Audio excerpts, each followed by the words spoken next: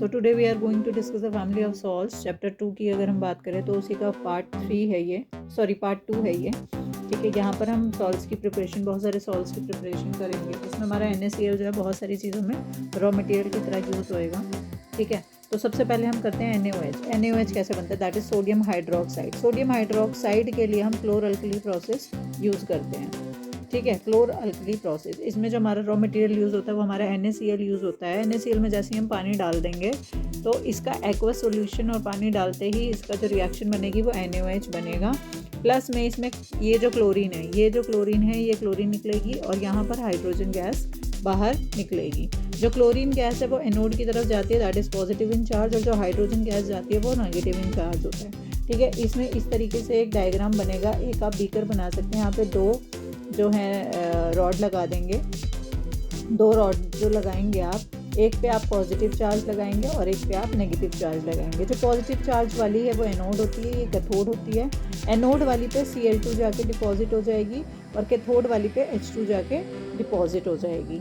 ठीक है, तो यहाँ से ये दो गैस इवॉल्व हो जाएगी और जो इसके अंदर एक्वा सोल्यूशन रहेगा आपका NaOH का जो एक्वा सोल्यूशन होता है उसको हम ब्राइन बोलते हैं। यहाँ से हम कलेक्ट कर सकते हैं ब्राइन को भी।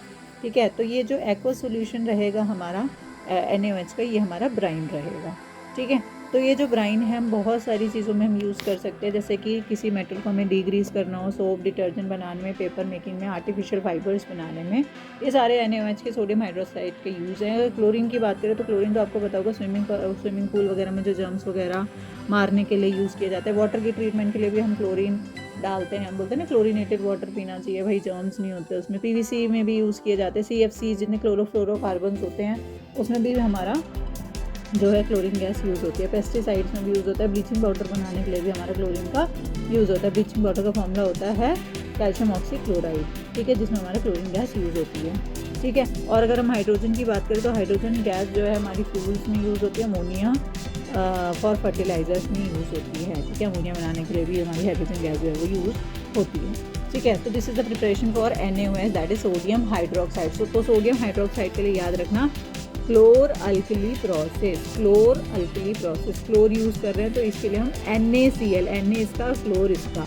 ठीक है, NaCl लेंगे और NaOH का जब हम एक्वा सॉल्यूशन लेते हैं तो हम उसको क्या बोलते हैं? ब्राइन बोलते हैं। इसमें ब्राइन वर्ड यूज़ होएगा। ठीक है, नेक्स्ट है आपका bleaching powder, that is calcium oxychloride, जो भी मैंने आपको बताया। ठीक है, ब्लीचिंग पाउडर अभी मैंने आपको बताया था। क्लोरीन गैस से हम ब्लीचिंग पाउडर भी बना सकते हैं। तो बेटा जी इसमें जो क्लोरीन गैस निकली थी वही हम यूज़ करेंगे ब्लीचिंग पाउडर को बनाने में।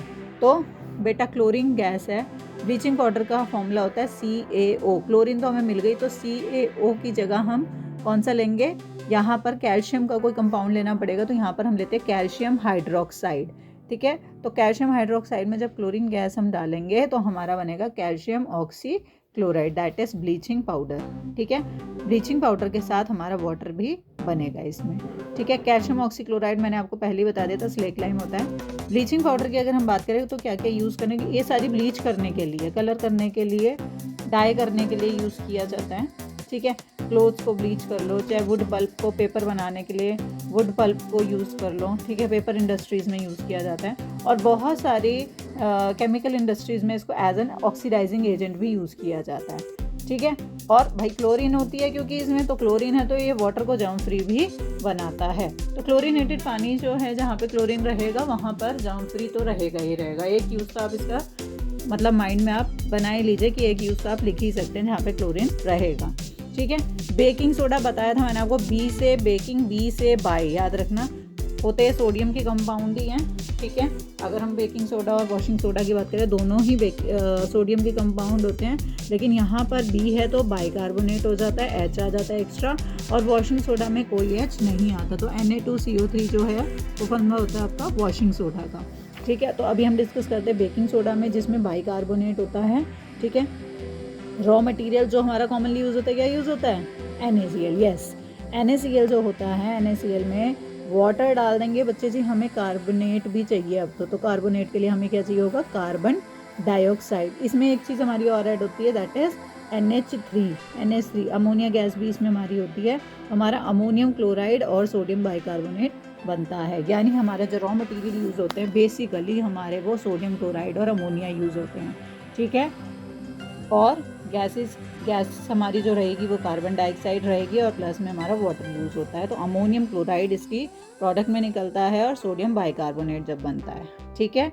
सोडियम बाइकार्बोनेट को अगर हमने हीट कर दिया, हीट करने के बाद हमारा सोडियम कार्बोनेट बन जाता है, दैट इज वॉशिंग सोडा, ठीक है। यहाँ पर वॉशिंग सोडा है और जब हम इसको हीट करते हैं तो यहाँ पर हमारा वाटर भी रिलीज़ होता है, कार्बन डाइऑक्साइड जिससे ये बने थे वो तो रिलीज़ होएगा ही, ठीक है। तो ये दोनों हमारा रिलीज़ होता है क्या, वाटर एंड कार्बन डाइऑक्साइड, और हीट करने के बाद हमारा वॉशिंग सोडा बन जाता है, ठीक है। इस बाइकार्बोनेट को यानी बेकिंग सोडा को हम किसी से ब्रेड बेकिंग पाउडर बनाने में भी हेल्प कर सकते हैं। बेकिंग सोडा में हल्का सा एडिबल एसिड जो हम खा सकते हैं, जैसे टार्टारिक एसिड अगर हम डाल लेंगे, मिला लेंगे, तो वो हम बेकिंग सोडा में मिला सकते हैं, ठीक है। और इसको एंटासिड्स की तरह भी हम यूज़ कर सकते हैं, जब एसिडिटी ज़्यादा हो जाती है तो भी हम बेकिंग सोडा का यूज़ करते हैं, ठीक है। और जितने भी फायर एक्सटिंग्विशर्स होते हैं उसमें सोडा एसिड डाला जाता है, ठीक है, उसमें भी ये हमारा यूज़ होता है। अब आ जाते हैं वॉशिंग सोडा पे। वॉशिंग सोडा, वॉशिंग से याद रखना कि भैया इसमें जो है वाटर के क्रिस्टल्स होते हैं, वॉशिंग से याद रखना वाटर के क्रिस्टल्स कितने, 10, ठीक है। सोडियम कार्बोनेट मैंने आपको पहले ही करवा दिया था, ठीक है। वॉशिंग सोडा में कोई बाई नहीं होता है, लेकिन बेकिंग सोडा में बाय होता है, ठीक है। तो इसमें सोडियम कार्बोनेट सीधा सीधा होता है और वॉशिंग है तो इसमें 10 मॉलिक्यूल जो हैं वो वाटर के आपके ऐड ऑन रहेंगे, ठीक है। सोडियम कार्बोनेट में जब हम 10 मॉलिक्यूल जोड़ देते हैं तो हमारा सोडियम कार्बोनेट प्लस में 10 क्रिस्टल्स ऑफ वाटर रहता है, दैट इज वॉशिंग सोडा। ये कहाँ कहाँ पे यूज़ होता है, हमारा ग्लास बनाने में, सोप बनाने में, ठीक है। वॉशिंग है तो सोप याद रखना, पेपर इंडस्ट्रीज़ में यूज़ होता है, ठीक है, पेपर इंडस्ट्रीज़ में भी यूज़ होता है।